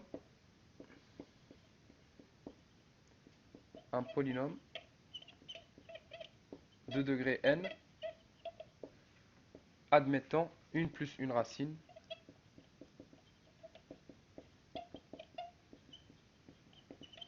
n plus une racine. Il est alors le polynôme nul.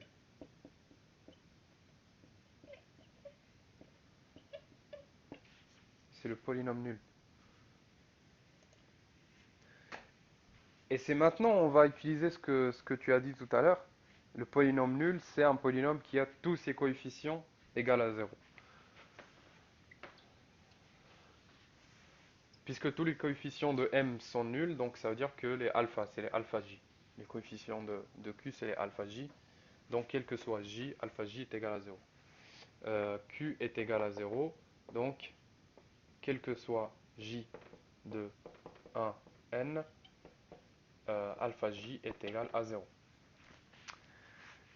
Alors,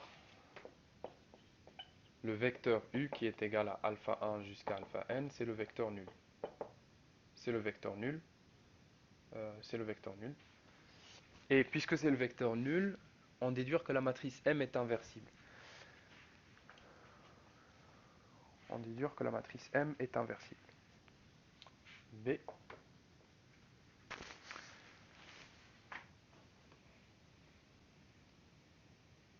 Donc ici, on a pris le vecteur U, on l'a pris, on a dit soit U un vecteur. On n'a aucune condition sur le vecteur U.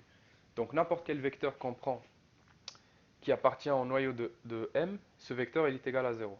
On a d'après la première question, on a d'après la question A, le ker de M est égal à 0, donc M est inversible.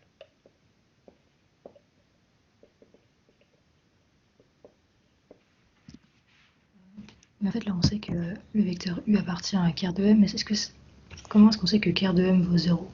Non, on sait que ker de M est inclus dans le vecteur nul, parce que ce qu'on a fait, on a dit soit U appartenant à ker de M, on a montré alors que U appartient à 0, que U est égal à 0, donc il appartient à un ensemble nul.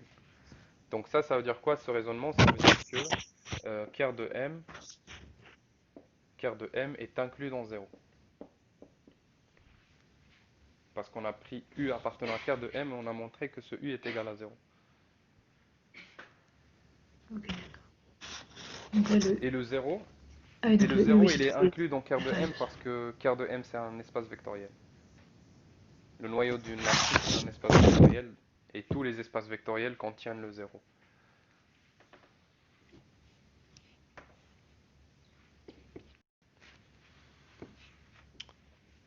Voilà.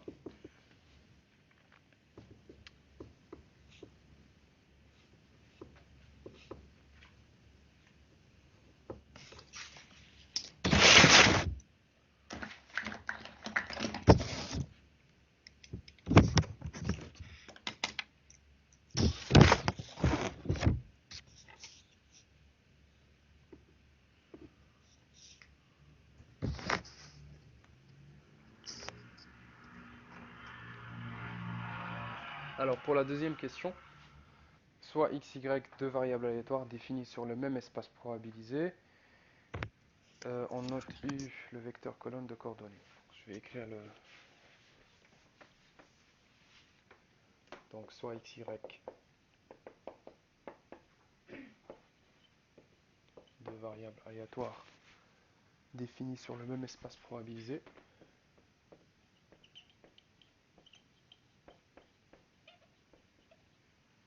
le même espace probabilisé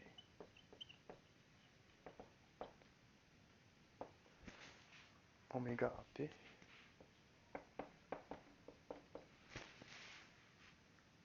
à valeur dans 0 n et à valeur. Tu as fait cette question? En fait, je comprenais pas la suite, donc j'ai pas Bah, vraiment compris en fait voilà. ce qu'il fallait On note, faire. on note. Qu'est-ce que tu n'as pas compris?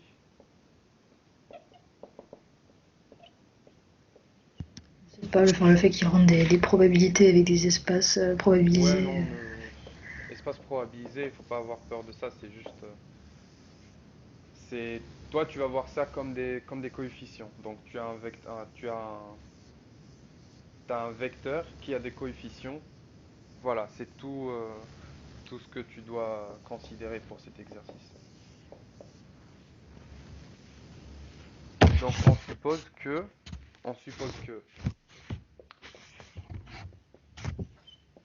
suppose que, quel que soit P appartenant à 1n,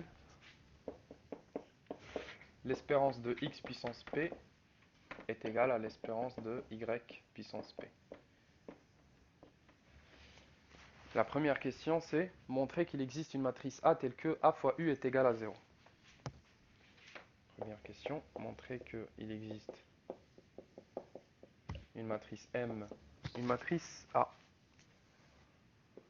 A Ouais, c'est A. appartenant Mais M du coup, là, égale A, on telle que... prend, on doit écrire la matrice Ouais, tu juste. dois le trouver en fait. Quand on demande l'existence de quelque chose, bon, il faut soit prouver que cette chose-là existe avec des théorèmes qu'on a, soit trouver cette matrice A. Et dans ce cas-là, on va la trouver parce que elle n'est pas compliquée à trouver cette matrice. Mais effectivement, pas du coup, là, on pose la matrice en mettant genre A11, A, enfin tous les coefficients. Ouais, il faut trouver les coefficients de la matrice A, ouais. On calcule tout le produit, puis à la fin, on est censé tomber sur un résultat et Ouais. réexploiter les trucs d'avant. Pour exploiter les trucs d'avant, c'est plutôt pour la deuxième question. C'est montrer que x, y ont même loi. Mais pour trouver la matrice A, bon, c'est pas très compliqué. Bon, tu vas regarder le vecteur U. Et le vecteur U, c'est quoi? C'est chaque coefficient du vecteur U, c'est P de x égale K moins P de y égale K. Ensuite, tu vas regarder ça. L'espérance de x puissance P, y puissance P. Donc la question, c'est quoi l'espérance de x puissance P? Théorème de transfert. Ah, mais du coup, bah, c'est la somme pour. Ça s'arrête à où? Ça va Ouais, jusqu'à ici, donc n. c'est Oui. les valeurs de x et y, c'est 0 à n. Ah oui, c'est ça. Bah, de k variant de 0 à n de k au k. Non, Ouais, c'est k puissance p fois p de x ouais, voilà. égale à k. Et du coup, ici, regarde, le vecteur u, on a le, on a le p de x égale k. Et le vecteur donc voilà, on a la probabilité de x égale k et on a aussi la probabilité de y égale k. Et ici, on a l'espérance de y puissance p, c'est la même chose. C'est la somme de k puissance p, p de y égale k. Donc ici, nous, ce qu'on veut pour se ramener au vecteur u, qu'est-ce qu'il faut faire ici?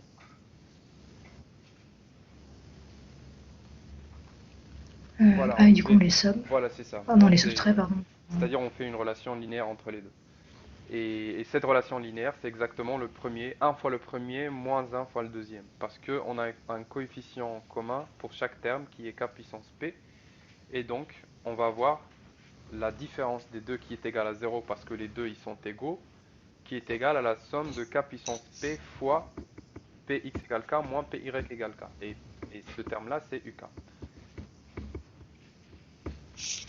Donc voilà, donc je vais effacer ici. Ou ouais, voilà, je vais effacer.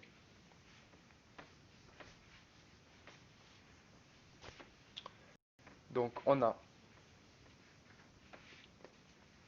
on a l'espérance de x puissance p moins l'espérance de y puissance p est égale à la somme des k puissance p fois x fois p de x égale k moins p de y égale k qui est égal à, donc de k allant de 0 jusqu'à n, qui est égal à la somme des k puissance p fois uk de k allant de 0 jusqu'à n, qui est égal à 0.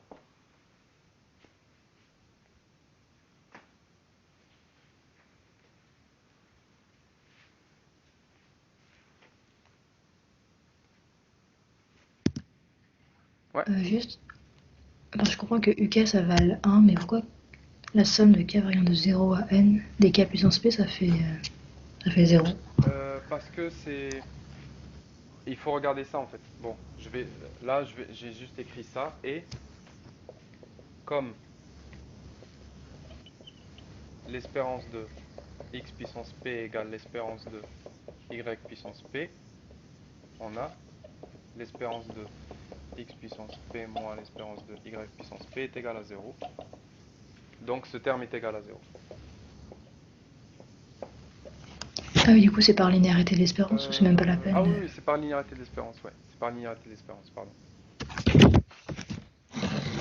Mais attends, ici on n'a pas utilisé la linéarité de l'espérance. Ici, on a juste ce terme. On a ce terme moins ce terme. On n'a pas écrit ça, l'espérance de x puissance p moins y puissance p. On l'a pas écrit. C'était quoi? On avait le droit de le faire Oui, ou on a pas? le droit de le faire. De... Mais là, on n'a pas Pour besoin de le rentrer. faire. Vraiment, on n'a pas besoin de le faire. On a du coup, donc, puisque ça est égal à 0 et ce terme c'est celui-là, euh, donc ça fait la somme de k puissance p uk est égale à 0 jusqu'à n.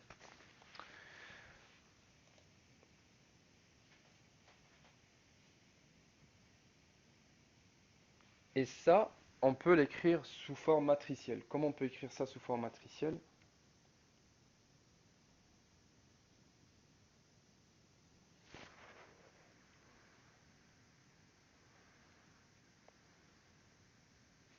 Donc si on veut écrire ça sous forme matricielle, on doit avoir une matrice là, fois le vecteur u qui est donc u0. Je sais pas si il y a le 0 ou pas, ou u1. Ah ouais, donc x et y qui sont à valeur dans... Ouais, donc là il y a un problème. Alors, est-ce qu'il y a un problème? Non, il n'y a pas de problème parce que si k est égal à 0, si k est égal à 0, euh, on n'a pas besoin de ce terme parce qu'on va avoir k puissance 0, c'est 0, fois uk. Donc, ouais, donc si k est égal à 0, il n'y a pas besoin vraiment parce que on va avoir 0 puissance p, c'est 0. Donc c'est la somme de k allant de 1 jusqu'à n, de 1 jusqu'à n. Et du coup, voilà, donc on a le vecteur u1 jusqu'à un fois quelque chose qui est égal à 0 au vecteur nul. Alors, qu'est-ce qu'on a ici?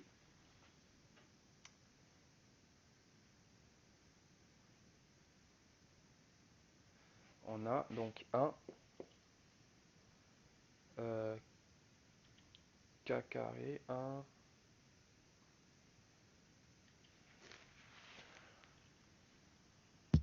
On cherche la C'est vraiment ce matrice qu'on A. cherche en fait. C'est... On cherche la matrice A. Donc, euh, ah oui, voilà. Ça, c'est vrai, quel que soit P. Ça, c'est vrai, quel que soit P de 1n. Ça, c'est quel que soit P de 1n, on a ça.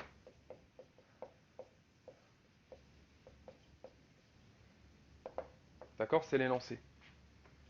Cette relation-là, elle est vraie quel que soit P de 1n.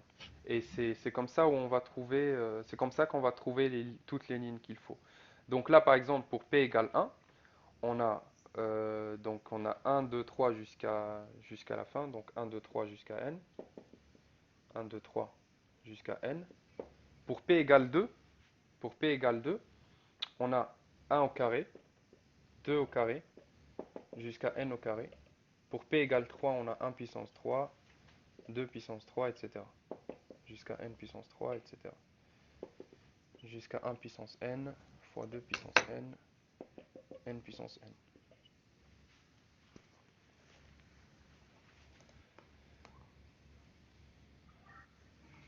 Je Ouais, suis désolée, d'accord. j'ai pas compris. Donc là, cette relation-là, cette relation, elle est quel que soit p de 1 à n. T'es d'accord? Parce que c'est dans l'exercice, dans l'énoncé. Mhm. Quel que soit p de 1 à n, on a l'espérance de x puissance p égale l'espérance de y puissance p. Cette relation, on peut l'écrire comme ça.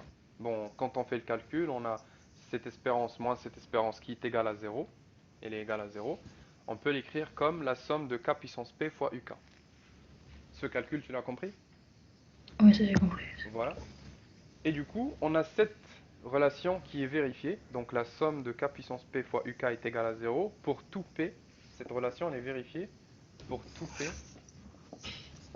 de 1 à n. D'accord? Elle est vérifiée pour tout p de 1 à n. Donc ça veut dire quoi? Bon, si je veux pas écrire directement l'écriture matricielle, ça veut dire quoi que cette relation soit vraie pour tout p de 1 à n? Ça veut dire que pour p égale 1, pour p égale 1, il est vérifié, pour p égale 2, il est vérifié, etc. On va l'écrire. Pour p égale 1, on va trouver quoi ici? C'est la somme de k puissance 1 fois uk. K puissance 1, c'est quoi? C'est 1 fois u1 plus 2 fois u2 plus 3 fois u3 jusqu'à jusqu'à n fois un est égal à 0. Donc ça c'est pour p égale 1. Ensuite pour p égale 2, j'ai 1 au carré, donc c'est 1 fois u1, plus 2 au carré fois u2, plus 3 au carré fois u3. Donc je remplace p par 2, etc. jusqu'à n carré fois un est égal à 0. Et ça c'est vrai pour tous les p jusqu'à p égale n. Donc j'ai 1 fois u1 plus 2 puissance n fois u2 plus 3 puissance n fois u3, etc. Jusqu'à n puissance n fois un est égal à 0.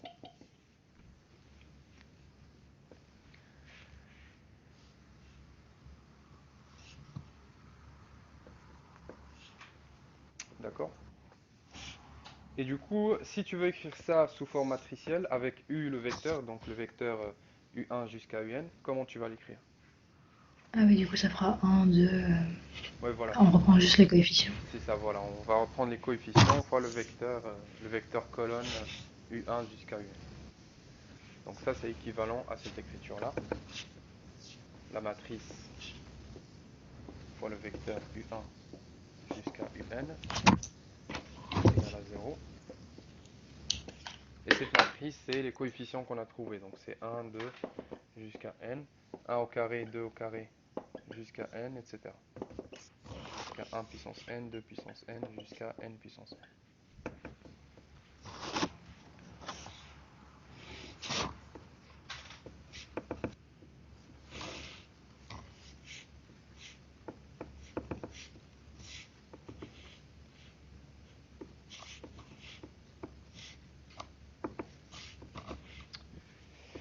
Le problème avec ça, c'est que ça n'a pas la même forme que... Ici, c'est n carré. Cette matrice n'a pas la même forme que la matrice de la question numéro 1. La matrice, c'est la matrice de Van der Monde. Je sais pas si tu connais. Tu as déjà entendu parler de matrice de Van der Monde ou pas? Il n'y a pas une formule avec ça pour Pour les déterminants? les cas parmi n, je sais pas. Ouais, voilà, c'est la matrice de la question, la première question. La matrice de Van der Monde. Mais du coup, ici, en fait, il faut...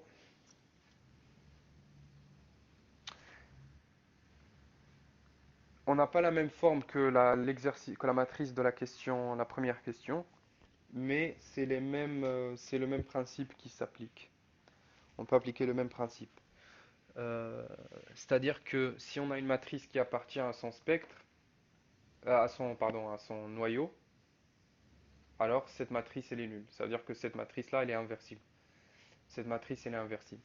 mais il faut quand même qu'on arrive à l'écrire sous cette forme-là. Donc je vais juste réfléchir comment on peut l'adapter. Alors, 1, 2. Donc, normalement, ce qu'on cherche, c'est un carré.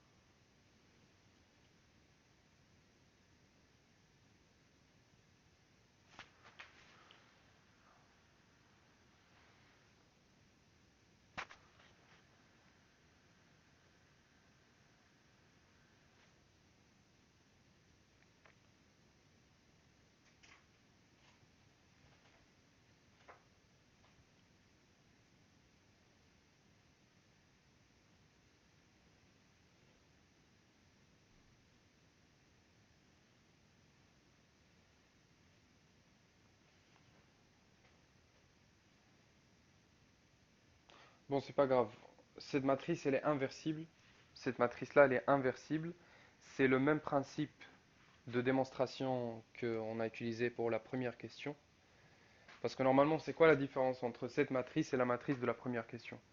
C'est que dans la première question, on a les puissances qui augmentent comme ça. Sur chaque ligne, on a le même coefficient, mais on a, on a le même coefficient. Par exemple, c'est 1 partout à la première ligne, mais là, on a 1 puissance 1 puissance 2, 1 puissance 3, etc. Sauf que là, ici, on a l'augmentation des degrés, c'est en colonne, elle se fait en colonne. Donc, c'est euh, c'est 1, par exemple ici 2, 2 au carré, 2 puissance 3 jusqu'à 2 puissance n. Donc l'augmentation de degrés se fait en colonne. Ça veut dire quoi? Ça veut dire que si on fait la transposée de cette matrice, si on fait la transposée de cette matrice, on va trouver la matrice, une matrice comme celle de la première question. Et cette matrice, on a montré qu'elle est inversible. D'accord? Cette matrice, elle est inversible. Ça veut dire quoi? Ça veut dire que les colonnes, les vecteurs qui constituent cette matrice, c'est des vecteurs qui sont indépendants, linéairement indépendants. C'est ça une matrice inversible. C'est quand tous les vecteurs colonnes sont indépendants. Mais là, puisque c'est une matrice 2-2, c'est une matrice carrée de taille de 2, c'est aussi, donc si sa transposée est inversible, elle aussi, elle est inversible. Donc cette matrice, elle est inversible parce que sa transposée est inversible d'après la première question. Et du coup, puisqu'elle est inversible, on a cette matrice fois un vecteur qui est égal à 0. Donc, ce vecteur est nul. Et du coup, ça c'est pour répondre à la question B. Pour la question A, c'est bon, c'est ça la matrice A. La matrice A, c'est cette matrice-là. Pour la question B, bah, on va dire que la matrice A est inversible, d'après la première question.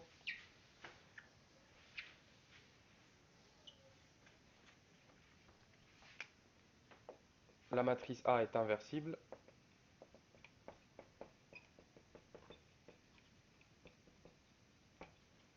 Donc, U est égal à 0. Et puisque U est égal à 0, U c'est quoi? C'est les probabilités.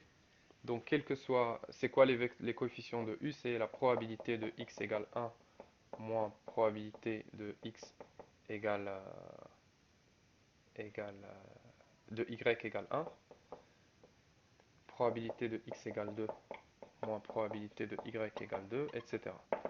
Jusqu'à probabilité de x égale n moins probabilité de y égale n. Donc tout ça c'est des zéros. Et donc, quel que soit k de 1n, la probabilité de x égale k est égale à la probabilité de y égale k. Donc qu'est-ce qui reste pour que P et Y aient la même loi?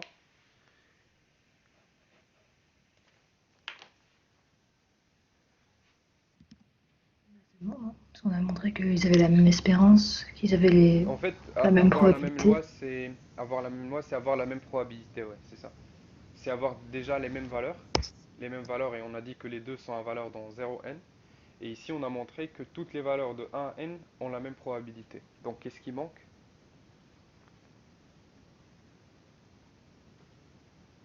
Oui, c'est pour le terme en C'est zéro. ça. Il manque la probabilité de x égale 0 égale la probabilité de y égale 0. Est-ce que tu sais comment on peut justifier ça? Ah oui, du coup, on peut dire que P de x égale à zéro, c'est un moins Exactement, c'est ça. la proba. Ouais. Donc, pour le 0, pour 0, pour x égale 0, on a x ou y, hein, c'est pour 0. On a la probabilité de x égale 0, c'est la somme des... Donc c'est 1 moins la somme.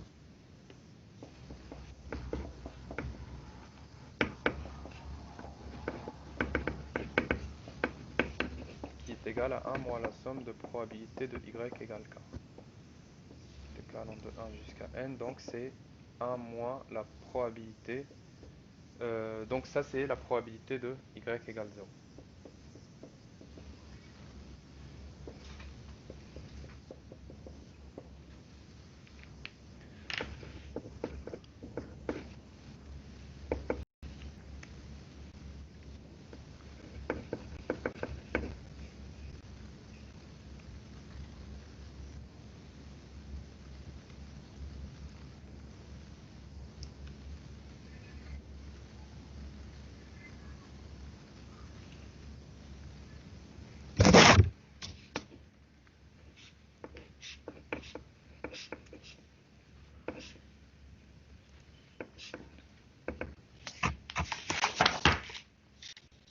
C'est bon? Ouais, non, c'est bon. Ok. Alors donc...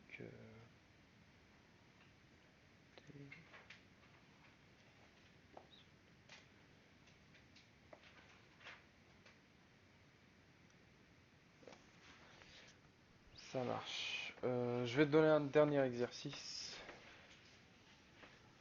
Je pense que tu dois le connaître peut-être. Donc soit f. Du coup c'est bon pour le DM, t'as plus de questions par rapport au DM? Non, ah, c'est bon, merci. Du coup soit f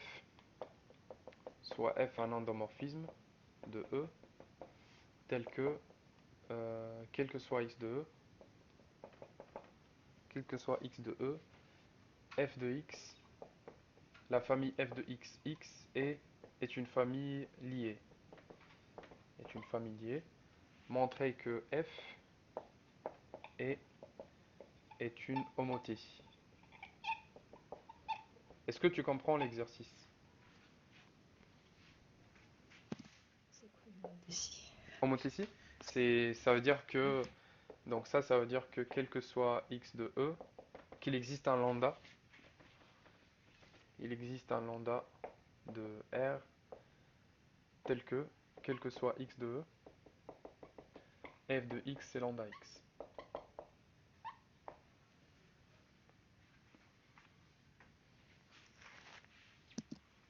C'est une sorte de valeur propre.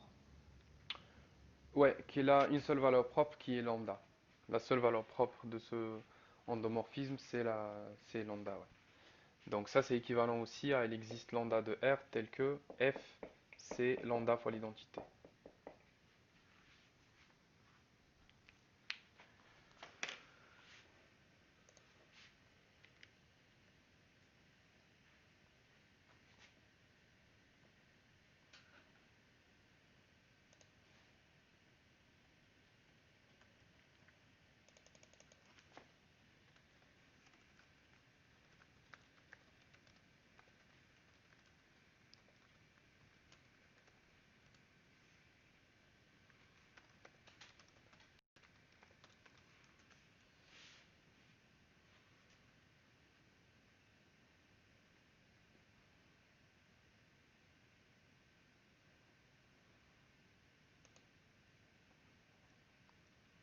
Alors donc, je te donne des indications. Euh, Déjà, ça veut dire quoi f de x? La famille f de x, x est liée.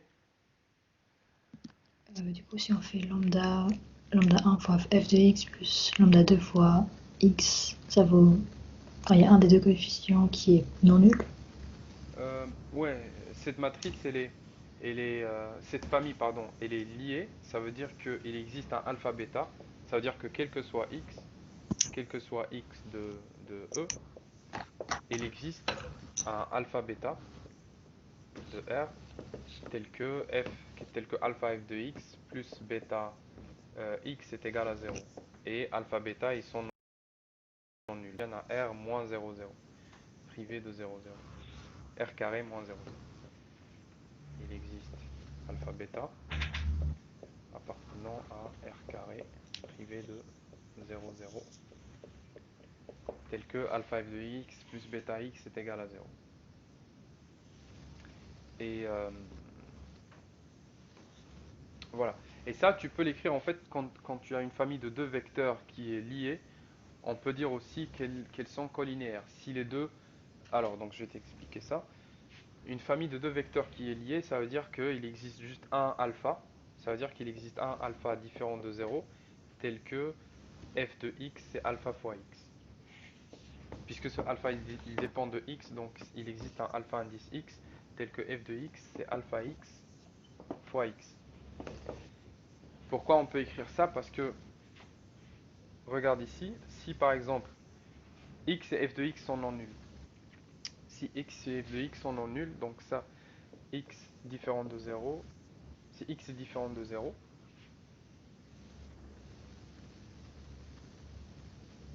ouais, on va prendre juste x différent de 0. Si x est différent de 0, et on trouve donc, cette famille est liée, donc il existe alpha, bêta, tel que alpha f de x plus bêta x est égal à 0. Et ces alpha bêta, ils sont différents de 0, 0. Donc ça veut dire, si les deux sont différents de 0, si alpha est différent de 0 et bêta est différent de 0, du coup on peut écrire f de x en fonction de x. Donc on a f de x va être, donc là à partir de ça, donc là ce que je suis en train de démontrer, je suis en train de te montrer pourquoi on aura ça. Pourquoi f de x, x est lié, implique ça là. Et après je te laisse faire l'exercice. Donc, cette famille est liée, ça veut dire qu'il existe alpha bêta tel que alpha fois f plus bêta x est égal à 0. Si les deux sont non nuls, donc on va ramener euh, x à droite, donc on aura moins bêta sur alpha fois x. Donc f de x égale moins bêta sur alpha fois x. Donc là, ce qui est important, c'est que le alpha soit différent de 0. On veut juste que le alpha soit différent de 0. Donc si le alpha est différent de 0, on peut écrire ça. On peut écrire ça qui est équivalent à ça. Donc ici le alpha x c'est moins bêta sur alpha. Est-ce que le alpha peut être égal à 0? Si alpha est égal à 0, si alpha est égal à 0, ça veut dire quoi? Ça veut dire que si alpha est égal à 0, ça veut dire que bêta fois x est égal à 0. Donc ça veut dire que bêta fois x est égal à 0. Et puisque x est différent de 0, ici on a pris le cas de x différent de 0 parce qu'on va le traiter, le cas de x égale 0, on va le traiter à part. Ici, on a pris x différent de 0, donc ça veut dire que bêta est égal à 0. Donc ça, c'est si alpha est égal à 0. Alors, en remplaçant ici, on va trouver donc alpha est égal à 0. Donc on n'a plus ce terme, on a juste bêta x égale 0. Donc bêta égale 0. Et du coup, alpha égale bêta égale 0. Et ça, c'est pas la définition d'une famille liée. Parce qu'une famille liée, c'est que il y a au moins un des deux, soit alpha, soit bêta, qui est non nul. D'accord? Et du coup, le alpha, il est toujours différent de 0. Pour x différent de 0, on a toujours ça. Donc, quel que soit x différent de 0, quel que soit x appartenant à E privé de 0, il existe un alpha indice x tel que f de x égale ce coefficient alpha x fois x. Le but de l'exercice, c'est de montrer que ce alpha est le même pour tous les x. On a toujours le même alpha.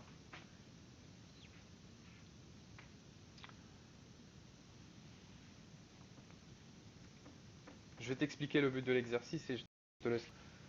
Donc là, on a montré que pas on a montré, mais on a, tu as compris que le but de l'exercice, c'est de montrer Donc montrer que, donc on va d'abord faire des cas. Pour x égale 0, on va le traiter, c'est simple.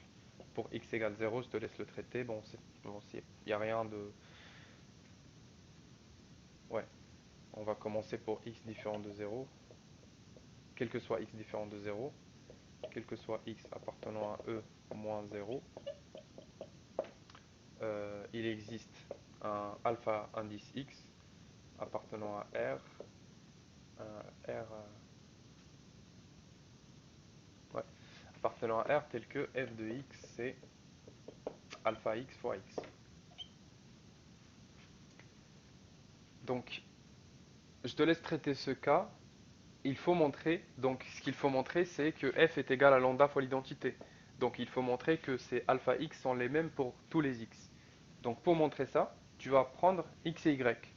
Donc tu vas prendre soit x et y, soit x, y de e, tel que, bon, x différent de y, peu importe. Montrer que, donc soit x, y, alors il existe alpha x et alpha y appartenant à R, tel que f de x c'est alpha x fois x et f de y c'est alpha y fois y. Donc là la question c'est montrer que alpha x est égal à alpha y. Pourquoi? Pourquoi il faut montrer ça? Parce que si tu montres ça, ça veut dire que pour n'importe quel pour n'importe quel deux vecteurs x, y, on a le même coefficient. Et si tu montres qu'on a le même coefficient, donc c'est le même pour tous les vecteurs, et du coup, tu as montré que f de x est égal à lambda x. C'est le même. Le lambda, tu as montré que ce lambda est unique pour tous les x. Il existe un seul lambda pour tous les x, et ici je l'ai appelé alpha indice x, alpha indice y. Et ça, c'est dans le cas où x appartient à e-0. Après, on va voir pour le cas de x égale 0. Donc, je te laisse d'abord réfléchir à ça. Tu as compris l'exercice? La question? Je crois. Il faut juste montrer que pour n'importe quel alpha i, enfin que les alpha i ça fonctionne pour tous les C'est f de ça. Donc, le x. but, c'est de montrer que le alpha est le même. Donc, ici, puisque cette famille est liée, donc ça, c'est l'énoncé de l'exercice. L'énoncé de l'exercice, c'est ça. Ça, c'est le début de la réponse. Dans l'énoncé d'exercice, on a f de x, x est lié. Et cette assertion elle est équivalente à ça. Quel que soit x différent de 0, il existe un coefficient, alpha indice x, tel que f de x égale à alpha x fois x. Donc ça, c'est la traduction de cette propriété-là, assertion. Et du coup, le but de l'exercice, c'est de montrer que ce alpha, c'est le même pour tous les x. Pour montrer que ce alpha est le même pour tous les x, on va prendre deux vecteurs. On va prendre x et y, ou si tu veux, x1, x2. La même chose. Donc, il existe un alpha pour x et il existe aussi un alpha pour y. L'objectif, c'est de montrer que ce alpha est le même. Pour x et y, c'est le même. Pour montrer que c'est le même, ben, tu vas étudier les deux cas. Bon, je te laisse réfléchir d'abord.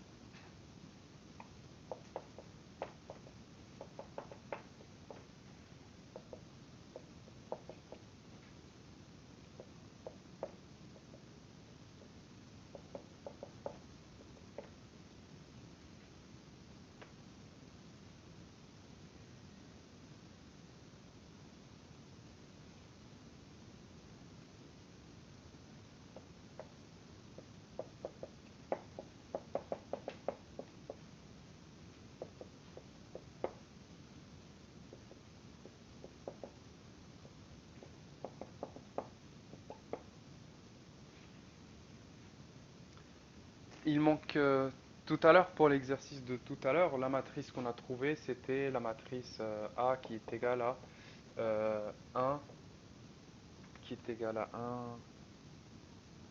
1, 2, etc. jusqu'à n. Et là, 1 au carré, 2 au carré, jusqu'à n au carré, etc. 1, 2 puissance n, jusqu'à n puissance n. On a trouvé cette matrice-là. Donc on a trouvé la matrice A fois U qui est égale à 0. Donc pour montrer que U est nul, il fallait montrer que cette matrice A est inversible. Je l'ai dit oralement. Je l'ai dit oralement cette matrice est inversible parce que sa transposée est inversible. Donc euh, il faut montrer deux choses. Ce que je viens de dire, qu'une matrice est inversible parce que sa transposée est inversible. Et la deuxième chose, c'est pourquoi on a besoin de la transposer. Pourquoi on a besoin que la transposée soit inversible? Parce que dans la première question, la matrice avec laquelle on a travaillé, elle était de cette forme-là. Les puissances, ils montaient en ligne. C'est-à-dire, pour la première ligne, on avait par exemple A au carré, jusqu'à 1, pardon, 1 au carré jusqu'à 1 puissance n, ensuite 2, 2 au carré jusqu'à 2 puissance n, etc. Jusqu'à n au carré, jusqu'à n puissance n. Dans la première question, on a montré que cette matrice-là est inversible. On a montré que cette matrice-là est inversible. Sauf qu'on a pris x1, x2. Donc ici, x1 c'est 1, x2 c'est 2, etc. xn c'est n. Les xi sont distincts de 2 à 2. Donc cette matrice vérifie les conditions de la première question. Et donc cette matrice est inversible. Maintenant, puisque la matrice transposée est inversible, pourquoi la matrice A est inversible? Pour la raison suivante. Donc si on a A une matrice inversible, donc ici, bon, je vais mettre transposé, transposé. Donc en fait, le but ici, c'est juste de montrer qu'une matrice est inversible si seulement si une matrice. Bon, je vais garder la matrice A, ou je vais mettre une matrice B pour que tu ne confondes pas avec ici. Quand j'écris matrice A ici, c'est pas cette matrice, mais c'est en général. Bon, je vais écrire une matrice M. Si j'ai une matrice M qui est inversible, M fois M-1 est égal à l'identité. Une matrice carrée de taille n qui est inversible, alors sa transposée est inversible. Pourquoi? Parce que si j'applique la transposée ici, c'est quoi la transposée de produit de A fois B? C'est transposé de Voilà, B fois transposé voilà, très de bien. 1. Donc là, c'est transposé de M-1 fois transposé de M est égal à transposé de l'identité, c'est l'identité. Pareil, donc là, on a montré que la transposée de M, on peut la multiplier à gauche par une matrice et ce produit donne l'identité. Pour dire que la matrice transposée de M est inversible, il faut montrer qu'à droite aussi ça marche. Il faut montrer que ça marche à droite aussi. Et du coup, cette matrice, elle est inversible. M, on va juste écrire ce produit-là de cette manière. Et on va faire la même chose, transposer. Donc ça fait transposé de M fois transposé de M moins 1 est égal à l'identité. C'est transposé l'identité, c'est l'identité. Et du coup, on a cette matrice M. Son produit à gauche avec transposé de M-1 est égal à l'identité. Et son produit à droite est égal à identité. Donc la matrice transposée de M, elle est inversible. Et son inverse, c'est la transposée de l'inverse de M. D'accord? Donc si une matrice carrée, si la conclusion de ça, c'est si une matrice, si une matrice carrée est inversible, si une matrice carrée, on va la noter M, est inversible, alors sa transposée est aussi inversible. Alors sa transposée l'est aussi. Et on a l'inverse de la transposée, c'est la transposée de l'inverse.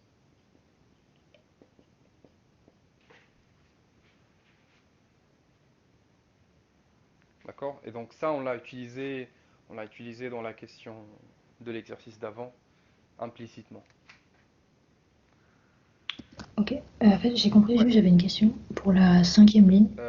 1, 2, 3, Je comprends 4, pas le rapport 5. avec celle d'avant. Ici. Ouais. Euh, donc, tu vois cette matrice? Notre but, c'est de montrer que cette matrice est inversible. D'accord? On a Mhm. montré que cette matrice, quand on la multiplie par cette matrice-là, on trouve l'identité, à gauche et à droite. Donc cette matrice, c'est l'inverse de cette matrice. Ah, Ah, ok, là, d'accord. là, Ok, sûr. attends. Oui, voilà, c'est ça, c'est ça. Transposé de m-1, transposé de m-1. Donc l'inverse de transposé de m, c'est transposé de m-1.